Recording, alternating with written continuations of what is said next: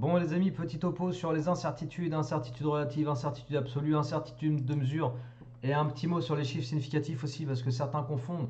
En gros les incertitudes, je fais une petite vidéo dessus parce qu'on me l'a demandé et que je crois que j'avais jamais fait ça sur ma chaîne, donc c'est l'occasion d'en parler. On va partir de rien du tout comme d'hab. J'ai prévu aussi d'illustrer ce qu'on va raconter avec un petit extrait type bac, on en revient après dessus, on reviendra dessus. Donc que tu sois en première physique-chimie ou terminale physique-chimie, ça te concerne. Évidemment, on parle un peu plus des incertitudes de mesure quand on est en terminale, mais c'est aussi intéressant de le comprendre dès ta classe de première. Si tu es en première, cette vidéo est aussi faite pour toi. Voilà, donc incertitude d'une mesure. Incertitude d'une mesure. Pourquoi on parle d'incertitude d'une mesure? Eh bien, la première chose qu'il faut que tu saches quand tu veux raisonner sur le principe des incertitudes, c'est que tu ne peux pas mesurer quoi que ce soit de façon ultra exacte. Ça n'est pas possible. Quand tu mesures, tu prends une règle, tu mesures, ta mesure n'est pas ultra exacte. Voilà, tu n'as jamais accès à la valeur réelle. On n'a pas accès à la valeur réelle. Je l'écris. Je l'écris parce que c'est important. C'est quelque chose finalement peut-être que tu n'y as jamais pensé. Peut-être que tu t'es dit chaque fois que tu mesurais des choses à la règle avec n'importe quel instrument de mesure, peut-être que tu te disais ah bah voilà la valeur réelle de mon truc, de mon paramètre. Bah non en fait, on n'a jamais accès à la valeur réelle d'un paramètre. Tout simplement parce que n'importe quel instrument possède une incertitude de mesure. Tout instrument est lié à une incertitude de mesure de par sa constitution, sa fabrication, enfin tout quoi. Même une règle, ok? Donc tu n'as pas accès à la valeur réelle d'un paramètre, et puis de part aussi le fait de celui qui mesure, l'expérimentateur. Si je trace un segment, imagine la situation suivante pour comprendre. Si je trace un segment sur une feuille et que je demande à toutes les personnes de la classe de mesurer ce segment avec chacun sa propre règle, tu auras forcément des écarts dans la lecture ou la mesure. Tout simplement. Déjà parce que je ne suis pas obligé de faire un segment qui tombe juste. Peut-être que mon segment il va s'arrêter entre deux graduations de millimètres sur ta règle. Et ta règle n'est pas précise pour aller voir entre 2 millimètres. Elle est précise au millimètre, mais elle n'est pas précise à une quantité inférieure au millimètre. Tu vois ce que je veux dire? Donc déjà rien que de ce fait-là, tu comprends qu'on n'a pas accès à la valeur réelle.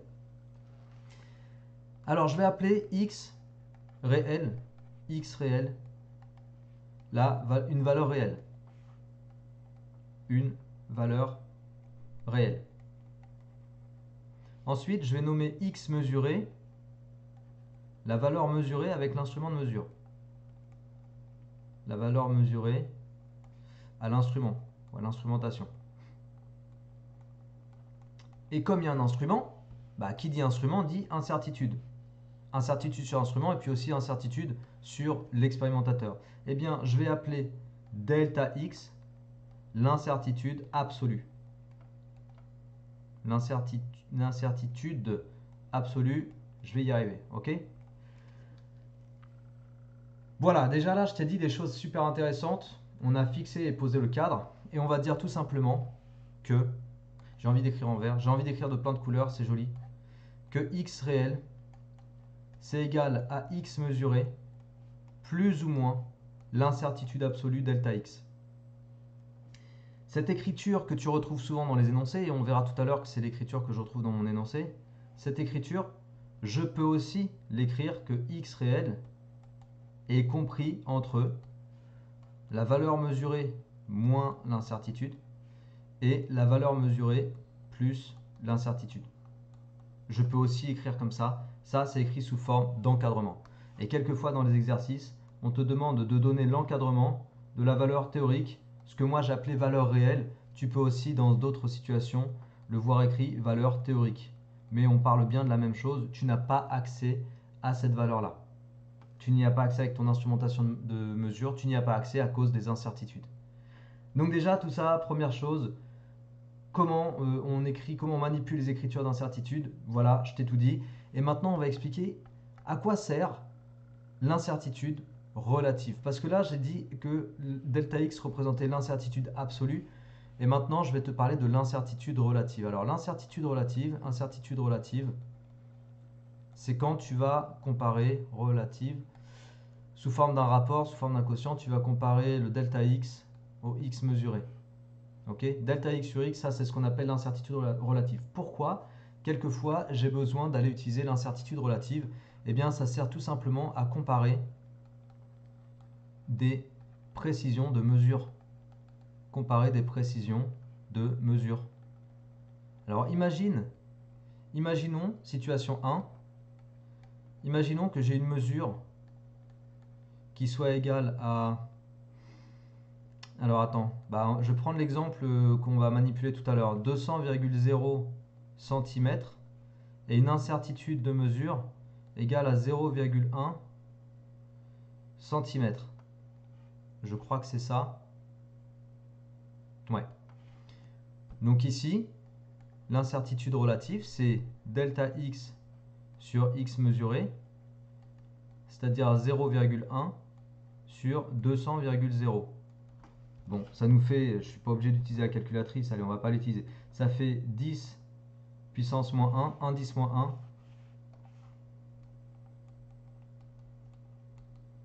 sur 200.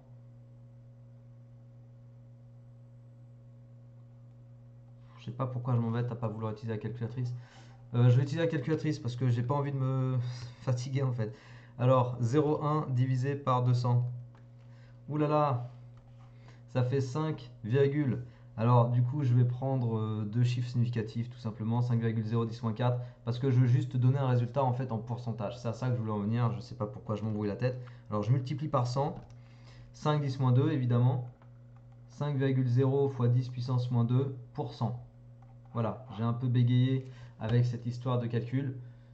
On n'est pas efficace tout le temps. 5,0 10 moins 2%, voilà, ça c'est mon incertitude relative. Ok. Maintenant, je prends un cas numéro 2.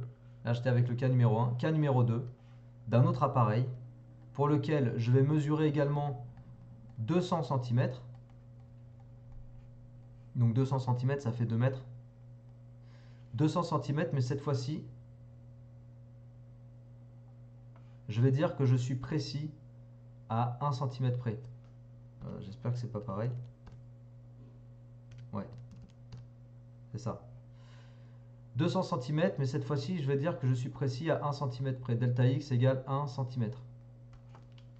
Donc là, je mesure une longueur de 200 cm avec une précision de plus ou moins 1 cm. Le calcul de l'incertitude relative, il va me donner delta x sur x, 1 sur 200. Alors il faut que tu sois dans la même unité quand tu exprimes ton delta x sur x, 1 sur 200. Et ça nous donne 5,0 fois 10 puissance moins 3.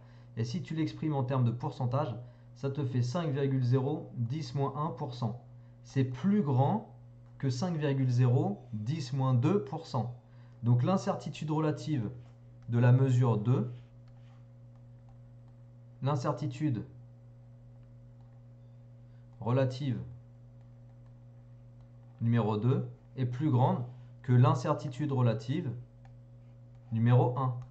Ça veut dire que la mesure numéro 2 ou la mesure numéro 1 est plus précise ou la mesure numéro 2 est moins précise.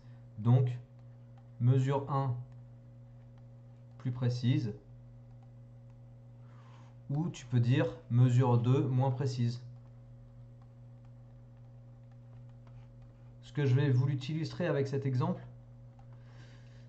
c'est le fait que l'incertitude relative sert à comparer des précisions de mesure. Voilà, c'est ça que j'ai voulu dire. Et de toute façon, on va prendre un tout petit peu de hauteur pour redire un truc. Voilà, en visualisant, tu visualises un petit peu là, cas numéro 1, cas numéro 2. En fait, je vais reprendre chacun des cas. Cas numéro 1, la valeur réelle mesurée, elle est comprise du coup entre, tu te souviens tout à l'heure ce qu'on a dit au début de la vidéo, x mesuré moins delta x, c'est-à-dire 200,0 moins 0,1, ça fait 199,9. Ouais, ça je fais de tête, je suis un peu fort là. Et puis l'autre, ça fait 200,1 cm. Donc avec le cas numéro 1, tu peux dire que ta mesure réelle, elle est comprise entre 199,9 et 200,1. Alors qu'avec dans le cas numéro 2, tu vas dire que ta mesure réelle, le x réel, est comprise entre 200 moins 1, voilà, je prends la calculette. Ah, je rigole. 199 cm et 200 plus 1, je refais pas la même blague parce que c'est nul, 201 cm. Bon, quel encadrement est le plus précis? Évidemment, c'est l'encadrement numéro 1. Voilà, c'est plus précis. Est-ce que tu as bien compris le truc? J'espère que ça t'a débloqué des cadenas, là, des verrous dans ta tête pour débugger ce truc d'incertitude qui est vraiment pas compliqué, finalement. Dernière chose, ou avant-dernière chose, parce que je dirais quand même un petit mot sur les nombres, les chiffres significatifs, même si c'est pas trop le thème, mais on en parlera pour pas mélanger. En fait, quand tu es, là on est sur l'extrait d'un exercice bac sur la diffraction, l'exercice c'est la poudre de cacao. Quand tu es sur un exercice comme ça, on va éventuellement te demander d'aller chercher le calcul d'une incertitude absolue. Ici, delta lambda, c'est l'incertitude absolue sur la valeur de lambda, d'accord? Et on te donne la formule. Et souvent dans la formule, de toute façon même tout le temps, les formules qu'on te demande de manipuler, elles font apparaître les incertitudes relatives. Tu vois, on retrouve le delta d sur d, ça c'est l'incertitude relative sur la mesure de la distance d entre la fente et l'écran. Delta k sur k, alors k c'est le coefficient de proportionnalité, je te passe le détail, mais en gros c'est l'incertitude relative sur la mesure du paramètre k. Ok. D'ailleurs là c'est k, j'ai mis lambda. Le k il était égal à 2,5 10 6. Et puis le lambda, je crois que c'était 6,3 10-7 de mémoire. 6,3 fois 10 puissance moins 7 mètres. Et donc du coup, le delta lambda, bah, ça va tout simplement faire 6,3 fois 10 7 multiplié par racine carrée. Et là, delta d, le delta d c'est 0,1. Le d c'est 200,0. Donc 0,1 sur 200,0 au carré, plus delta K, alors il le donnait ici le delta K, 1,2 10 7 mètres carrés, 1,2 10 7 sur, et dans l'exercice on calculait 2,5 10 6, donc le tout au carré.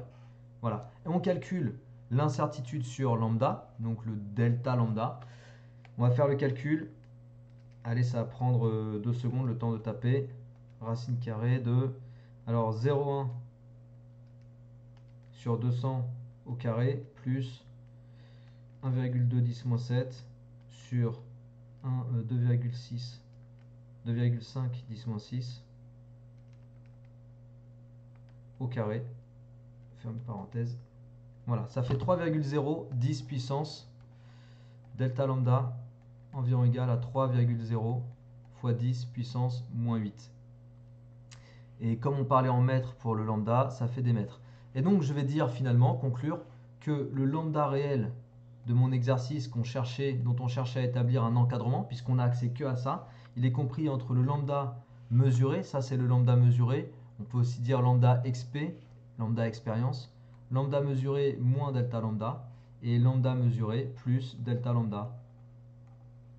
Voilà, et donc si tu fais le calcul, ça te fait lambda réel compris entre 6,0 fois 10 puissance moins 7 mètres et 6,6 fois 10 puissance moins 7 mètres. Et après, tu conclus que le lambda réel, il est compris entre 600 nanomètres et 660 nanomètres. Et ça donne ta fourchette dans laquelle est contenue ta valeur réelle. Voilà. Et le dernier mot que je voulais te dire sur les chiffres significatifs, dans un calcul, quand tu as plusieurs expressions pour calculer plusieurs paramètres pour calculer une valeur de vitesse, de ce que tu veux, les chiffres significatifs, ils sont choisis en fonction du plus petit nombre de chiffres significatifs qui apparaît dans ta formule. Okay, si par exemple, tu as A fois B, bah, je vais écrire ça. Si j'ai un paramètre, une vitesse, mettons, qui est égale à A fois B sur C, si le A possède deux chiffres significatifs, que le B il en possède 4 et que le C il en possède 3, bon, et bien pour les nombres de chiffres significatifs de la vitesse, tu vas conserver le plus petit nombre de chiffres significatifs qui intervient ici. Et en l'occurrence, ce sera deux chiffres significatifs. Ok ? J'en parle ici pour te dire qu'il ne faut pas mélanger chiffres significatifs et incertitudes. Tout ça, ça a rapport avec des histoires de précision, on est d'accord, mais ne mélange pas les deux. Et les chiffres significatifs, voilà ce que c'est vraiment pas compliqué. Et pour ce qui est de l'incertitude, c'était le cœur de ma vidéo. Je t'ai dit tout ce que je pense que j'avais à te dire. J'espère que c'est plus clair pour toi. Si c'est le cas, n'hésite pas à me le dire dans les commentaires, n'hésite pas à partager cette vidéo si tu la trouves utile, à t'abonner à ma chaîne si tu n'es toujours pas abonné. Tu vois, il y a la petite icône en bas de vidéo, un petit clic, t'es abonné, t'as les notifs, c'est parfait. Et moi, je te dis à très bientôt pour d'autres vidéos d'explication où on se fera plaisir en maths, en physique chimie, c'est trop bien. Allez, ciao!